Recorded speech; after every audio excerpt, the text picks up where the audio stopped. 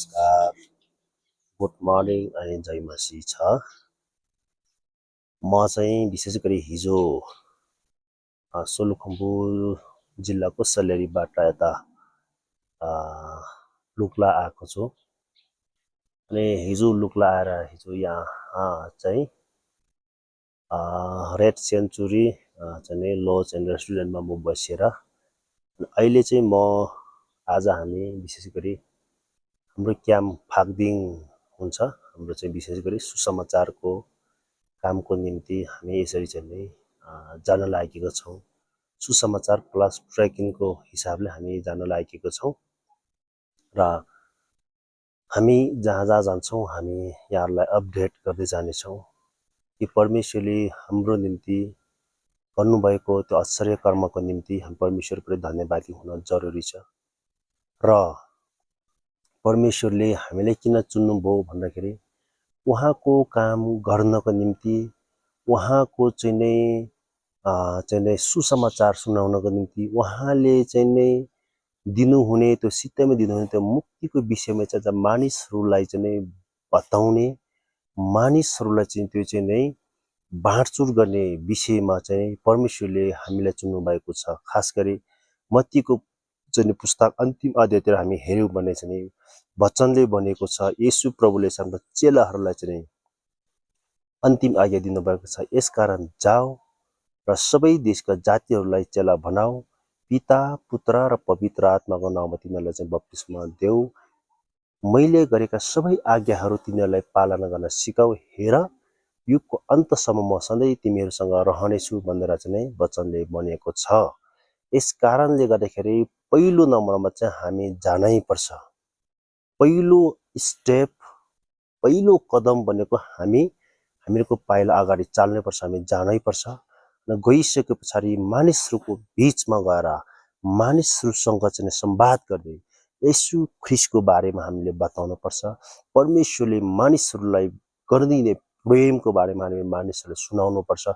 मानिसहरूलाई चाहिँ हामीलाई चाहिँ परमेश्वरले दिनुभएको मुक्तिको विषयमा, हामीले पाएको मुक्तिको विषयमा, हाम्रो नागरिकताको विषयमा, हामीहरूको साँचो घर कहाँ हो त्यसको विषयमा हामीले मानिसहरूलाई बताउनै पर्छ।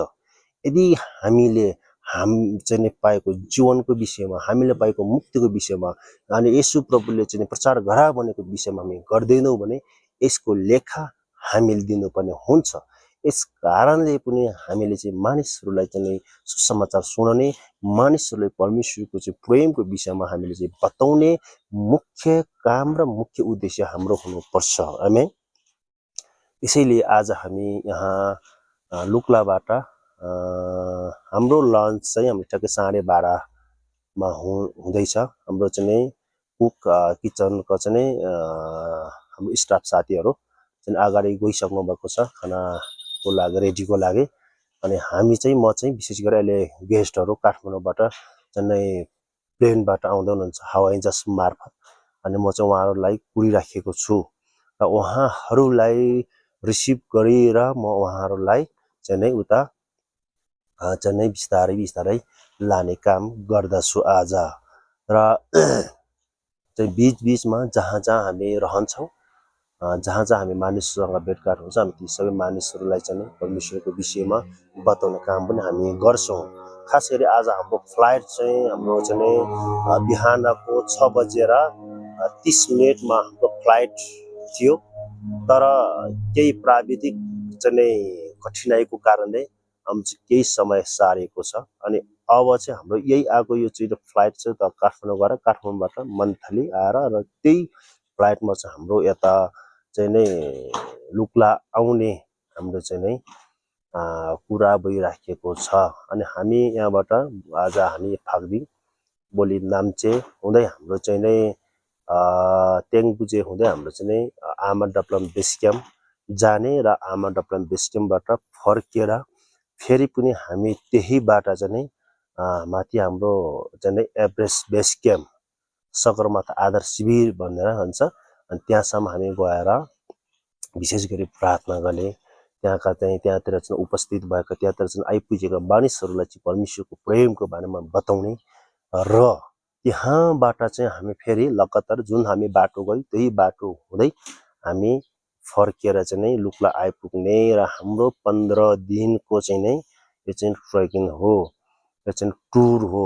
अनि चाहिँ हामी 15 दिनमा हामी लुक्ला आइपुगेर हामी लास्ट डे हामी लुक्ला मनाउँछौँ। त्यसपछि हामी यहाँ रहेका चाहिँ यहाँको चाहिँ लोकल साथीहरू हामी यहीँ रहने र चाहिँ नि आउनु उता चाहिँ बाहिरबाट आउनु भएको पाहुनाहरूलाई हामी यहाँबाट काठमाडौँ पठाएर काठमाडौँबाट उहाँहरू आफ्नो देशतर्फ फर्किनुहुन्छ। हाम्रो कार्यक्रमहरू यस्तो छ। अनि हाम्रो कार्यक्रम हाम्रो चाहिँ योजनाहरू यो छ। यस कारणले गर्दाखेरि प्रिय चाहिँ प्रभुका छोराछोरीहरू, प्रभुमा आदरणीय चाहिँ गुरुबा गुरुआमाहरू, यहाँ सबैले चाहिँ विशेष गरी प्रार्थनामा याद गरिदिनु होला, प्रार्थनामा सम्झिदिनु होला कि परमेश्वर हामीहरूसँग रहन् र हामीले गरेको कामबाट चाहिँ परमेश्वरको महिमा होस् र हामीहरूद्वारा चाहिँ परमेश्वरले आफ्नो राज्य स्थापना गर्न सकुन् भनेर चाहिँ विशेष प्रार्थना पनि गरिदिनु हुनको निम्ति म अनुरोध गर्न चाहन्छु। र खास गरी अहिले मौसम हिजोतिर अलि बिग्रियो थियो, तर आजबाट अलिकति क्लियर चाहिँ भएको छ। यद्यपि फेरि यो मौसमको कुनै टुङ्गो त हुँदैन, कहिलेकाहीँ मौसम बिग्रिन सक्छ, कहिलेकाहीँ चाहिँ लेकमा चाहिँ एकैछिनमा मौसम बिग्रिने, एकछिनमा चाहिँ सुधार हुने यो क्रमहरू जारी रहन्छ। अहिले वेदर क्लियर छ, एकैछिनमा फेरि यो चाहिँ बिग्रिन पनि सक्छ, यस्तो छ। यो चाहिँ लेकमा चाहिँ त्यस्तो हुन्छ। अनि टुरिस्टहरूलाई अब अलिकति हाई लाग्ने सम्भावना भएको हुनाले हामीले बिस्तारै बिस्तारै उहाँलाई रेस्ट गर्दै बिसाउँदै लानुपर्ने हुन्छ। यो पनि हाम्रो जिम्मेवारीभित्र पर्छ। यसको लागि पनि विशेष प्रार्थना गरिदिनु होला। र म यहाँ हाम्रो चाहिँ यो टुर सके पछाडि फेरि काठमाडौँमा हाम्रो सम्मेलन छ, जसको निम्ति म यो चाहिँ 15 दिन पछाडि फेरि पनि म काठमाडौँमा सम्मेलनको निम्ति म जाँदैछु। यहाँले त्यसको निम्ति पनि विशेष प्रार्थना गरिदिनु होला। र यो पनि म प्रार्थना अनुरोध गर्न चाहन्छु, विशेष गरी मेरो जीवनकालमा चाहिँ परमेश्वरको कामहरू चाहिँ निरन्तर गर्न सकुन्।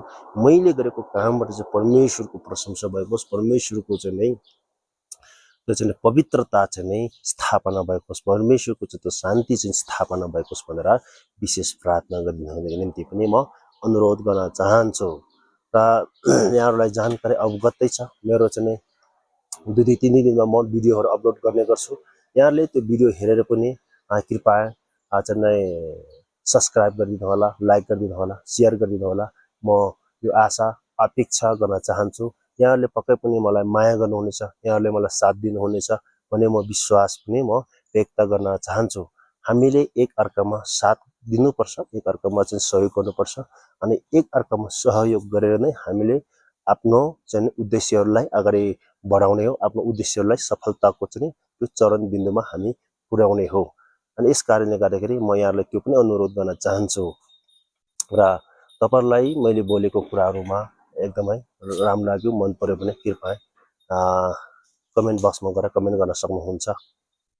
अनि यहाँले कमेन्ट गर्नुभयो भने म खुसी हुनेछु। जस्तो हजुरलाई लाग्छ त्यस्तै कमेन्ट गरिदिनु होला।